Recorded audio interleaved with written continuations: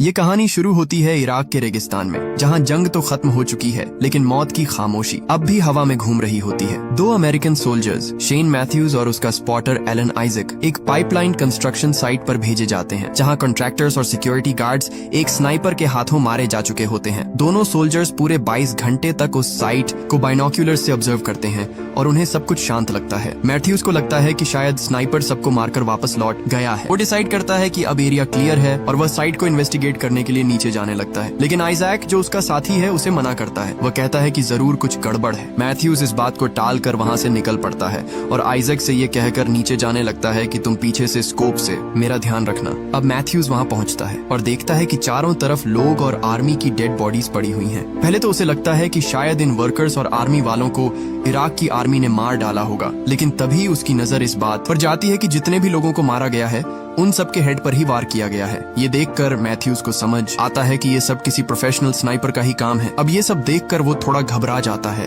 और फौरन अपने साथी आइजैक को बताता है। आइजैक उसे जवाब देता है कि तुम जितना जल्दी हो सके वहाँ से निकल आओ, लेकिन आइजैक की ये भी बात मैथ्यूज टाल देता है और वो उस स्नाइपर की फायर की लोकेशन पता करने के लिए इधर उधर देखता है। लेकिन जैसे ही वो देख रहा होता है उस पर किसी ने फायर कर दिया होता है। ये फायर मैथ्यूज की टांग पर लगती है और वो नीचे गिर जाता है और इसी दौरान आइजैक भी देखकर वहाँ से फौरन नीचे मैथ्यूज के पास आने लगता है। अब आइजैक स्पीड से मैथ्यूज की तरफ बढ़ रहा होता है और तभी वो स्नाइपर आइजैक पर भी गोली चला देता है और आइजैक भी इंजर्ड हो जाता है, लेकिन वह वहाँ से एक दीवार के पीछे आकर छुप जाता है जो अब उसकी जिंदगी का आखिरी सहारा बन जाती है। अब मैथ्यूज आइजैक से कहता है कि तुम बेस से तुरंत मदद मांगो। जब आइजैक रेडियो से कांटेक्ट करने लगता है तो वह देखता है कि रेडियो का एंटीना ही टूटा हुआ है और ये एंटीना टूटने की वजह से अब वह बेस से कांटेक्ट नहीं कर सकता। ये देखकर आइजैक बहुत दुखी हो जाता है और इसी दौरान आइजैक मैथ्यूज से कहता है कि तुम वहाँ से हिलो मत, नहीं तो वो स्नाइपर तुम पर फायर करके मार देगा। अब आइजैक उस दीवार में एक सुराख करता है ताकि वो अपना स्कोप वहाँ रखकर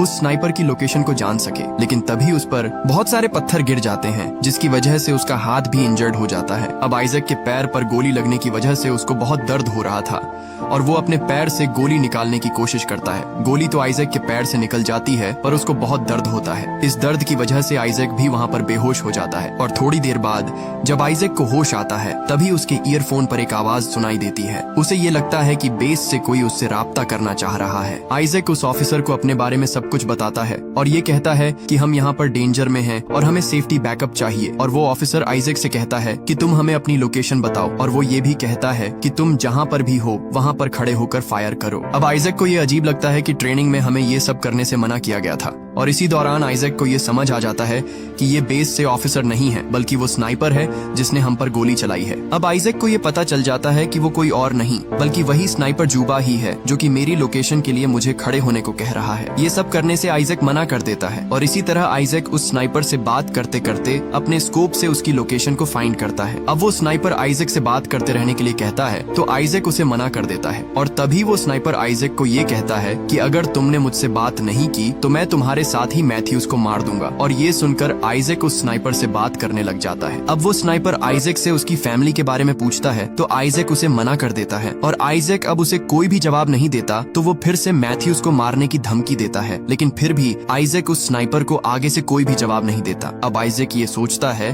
कि वो मैथ्यूज का नाम कैसे जानता है। फिर आगे से आइजैक उस स्नाइपर से ये पूछता है कि तुम्हें मैथ्यूज का नाम कैसे जानते हो। तो आगे से वो स्नाइपर जूबा ये कहता है कि मैं सिर्फ मैथ्यूज के बारे में नहीं बल्कि तुम्हारे बारे में भी सब कुछ जानता हूँ। और अब वो स्नाइपर आइजैक से ये कहता है कि अगर मैंने आज मैथ्यूज को मार दिया तो वो दूसरा यूएसए स्नाइपर होगा जो तुम्हारी वजह से मारा जाएगा, क्योंकि तुम पहले भी अपने साथी डीन को मार चुके हो। डीन आइजैक का दोस्त था और आइजैक अपने दुश्मन को मार रहा था कि उसी दौरान डीन आगे आ गया और वो भी वहाँ पर मारा गया। अब ये सुनकर आइजैक बहुत सैड हो जाता है और वो अपने आप को एक कातिल समझता है। अब आइजैक को यहाँ पर उस दीवार के पीछे छुपे हुए बहुत टाइम हो चुका था और अब टाइम गुजरने के साथ साथ आइजैक को बहुत प्यास लगी होती है और आइजैक अपनी वाटर बॉटल निकालता है और देखता है कि उसकी बॉटल में पानी बिल्कुल भी नहीं है और उसकी बॉटल में एक गोली का सोराख था जो कि आइजैक के भागते वक्त उस स्नाइपर जुबा ने उसकी वाटर बॉटल पर गोली चलाई थी ताकि वो प्यासा रहे और पानी न पी सके। और इसी दौरान वो स्नाइपर जुबा उसे ये कहता है कि मैंने तुम्हारी बॉटल पर फायर इसलिए किया ताकि तुम इसी तरह प्यासा तड़प तड़प कर मर जाओ। और वो स्नाइपर आइजैक को ये भी कहता है कि तुम्हारे एंटीना पर भी फायर मैंने इसलिए किया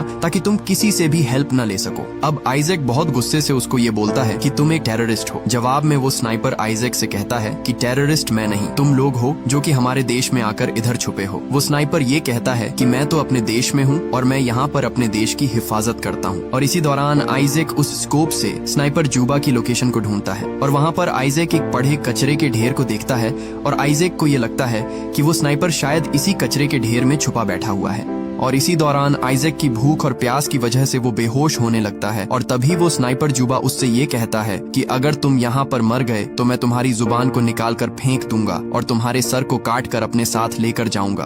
अब जब आइजैक को होश आता है तो वो उस स्नाइपर की एग्जैक्ट लोकेशन को ट्रेस करने के लिए अपने हेलमेट और अपनी स्नाइपर गन से एक फेक पुतला ऊपर करता है ताकि वो स्नाइपर जूबा उस पर फायर करे और आइजैक उसकी एग्जैक्ट लोकेशन का पता लगा सके। लेकिन आइजैक का ये प्लान भी फेल हो जाता है और वो काफी सैड हो जाता है। अब उसी दौरान वहाँ पर तेज हवा चलती है और बहुत सी मिट्टी ओढ़ रही होती है और इसी का फायदा उठाकर आइजैक वहाँ उस जगह से भागकर एक सोल्जर का बैग और रेडियो उठाकर वहाँ से भागता है। लेकिन वो स्नाइपर जूबा पीछे से उस पर फायर करता है, लेकिन आइजैक टाइम पर अपनी जगह पर आ जाता है और वो बच जाता है। और जब आइजैक उस बैग को ओपन करता है तो पानी की बोतल उसको मिलती है और कुछ कैंडी भी, जिससे वो अपनी भूख और प्यास को थोड़ा कम कर लेता है। और जब वो रेडियो को देखता है तो वो रेडियो भी पूरी तरह काम नहीं करता। इसी दौरान आइजैक के ईयरफोन में एक आवाज सुनाई देती है। वो आवाज आइजैक को मैथ्यूज की लगती है और उसे पता चल जाता है कि मैथ्यूज अभी भी जिंदा है। और ये सब देखकर आइजैक थोड़ा खुश होता है और मैथ्यूज से ये कहता है कि वो स्नाइपर जूबा एक कचरे के ढेर में छुपा है। और ये सब सुनकर मैथ्यूज अपनी स्नाइपर राइफल की तरफ धीरे धीरे जाता है ताकि वो स्नाइपर जूबा उसे देख न सके। और इसी दौरान आइजैक से एक मिस्टेक हो जाती है। वो जिस वक्त मैथ्यूज से बात कर रहा था वो सारी बातें वो स्नाइपर जूबा भी सुन रहा होता है, क्योंकि आइजैक उस वक्त अपना रेडियो बंद करना भूल जाता है। और वो स्नाइपर उससे पूछता है कि तुम किससे बातें कर रहे हो। तो आइजैक उसे ये कहता है कि मैं अपने मरने के लिए भगवान से बातें कर रहा हूँ। और उसी वक्त मैथ्यूज इस बात का फायदा उठाकर उस स्नाइपर जूबा को मारने के लिए उस कचरे के ढेर पर फायर करता है। तो आगे से वो स्नाइपर जूबा भी उस पर फायर कर देता है, जिससे उसका शोल्डर डैमेज हो जाता है और वो फिर से गिर जाता है। और वो जल्दी से आइजैक की तरफ बढ़ रहा होता है और इसी दौरान वो स्नाइपर एक और फायर मैथ्यूज पर कर देता है, जिससे वो फिर से बेहोश हो जाता है। और ये सब देखकर आइजैक और भी सैड हो जाता है, क्योंकि उसका दोस्त मैथ्यूज उसके सामने ही मारा जा रहा है और वो रोने लगता है। अब उस स्नाइपर जूबा से आइजैक ये कहता है कि हमें यहाँ से जाने दो। और जूबा ये कहता है कि तुम जब तक मुझसे बातें करते रहोगे तुम बचे रहोगे। और इसी दौरान आइजैक उस स्नाइपर जूबा को ये बताता है कि जब वो दुश्मन को मार रहा होता है तो वो डीन उसके आगे आ जाता है और उसी जगह पर उसकी मौत हो जाती है। और ये सब उसने अपनी फैमिली से झूठ बोला था कि उसको टेररिस्ट्स ने मारा था। और इसी दौरान उस स्नाइपर जूबा से बात करते वक्त उसे रेडियो से कुछ हाल चाल सुनाई देता है और वो फौरन रेडियो के पास आता है और उस रेडियो पर उसे सुनकर लगता है कि उससे बेस से कांटेक्ट किया जा रहा है, तो वो खुश हो जाता है। और इसी दौरान उसे ये पता चलता है कि वो स्नाइपर जूबा उसके बेस के ऑफिसर से कांटेक्ट कर रहा होता है। वो खुद आइजैक बनकर उन बेस वालों को यहाँ पर बुलाता है कि वो आएं और हमें यहाँ से ले जाएं, क्योंकि यहाँ पर सब ठीक है। अब आइजैक को ये समझ आ जाती है कि ये जूबा ऐसे ही करके सभी अमेरिकन सोल्जर्स को यहाँ पर बुलाकर मार देता है। और अब आइजैक को थोड़ी देर बाद होश आता है और वो फौरन मैथ्यूज की स्नाइपर राइफल को अपने पास ले आता है और तभी देखता है कि दूर से 2 हेलीकॉप्टर्स आ रहे हैं। और इसी बात का फायदा उठाकर वो उस दीवार को गिराकर उस कचरे के ढेर पर निशाना लगा लेता है और तभी वहाँ से कुछ फायर चलते हैं और आइजैक फौरन वहाँ उस कचरे के ढेर पर फायर करने लगता है। अब आइजैक को ये लगता है कि वहाँ पर कोई नहीं है, तो वो खड़ा हो जाता है और वहाँ से कोई भी फायर नहीं होता। और ये देखकर आइजैक समझ जाता है कि वहाँ पर अब कोई भी नहीं है और वो स्नाइपर जूबा भी मारा जा चुका है। फिर वहाँ पर आइजैक के बेस वाले आ जाते हैं और आइजैक और उसका साथी मैथ्यूज भी अभी जिंदा होता है और उसे भी वहाँ से रेस्क्यू कर लिया जाता है। और आइजैक उन सोल्जर्स को ये कहता रहा कि वहाँ पर कचरे के ढेर में वो उस स्नाइपर को देखना चाहिए, लेकिन उन सोल्जर्स ने उसकी बात नहीं सुनी। और इसी दौरान वहाँ पर उसी कचरे के ढेर से फायर होने लगा और एक एक करके सब सोल्जर्स मारे गए और हेलीकॉप्टर भी क्रैश हो गया। और इसी दौरान आइजैक और उसके सब साथी वहाँ पर मारे गए और ये मूवी यहीं पर एंड हो जाती है।